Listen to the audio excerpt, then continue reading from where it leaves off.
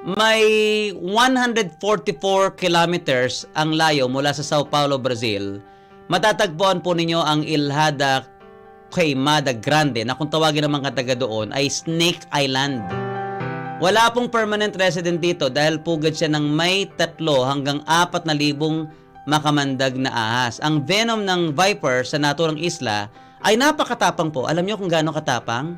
Sa sobrang tapang po ay kayang malapnos ang balat ng tao na tatamaan yan. Yan pong yung Snake Island. Nako, siguro yung mga scientists, yung mga may laboratorio doon, pwede doon. Pero yung mag-a-adventure ka doon, baka yun ang huli mong adventure.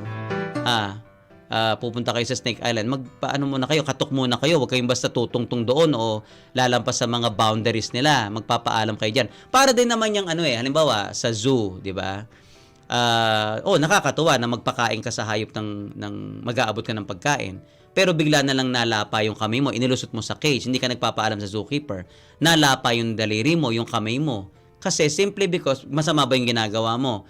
Hindi, nagbibigay ka na nga ng pagkain dun sa hayop, di ba? Natutuwa ka. Pero mali kasi basta ka na lang naglusot ng kamay mo doon, hindi ka nagpapaalam sa mga nakakaintindi, sa mga nagpapatakbo noon. So, ingat po kayo.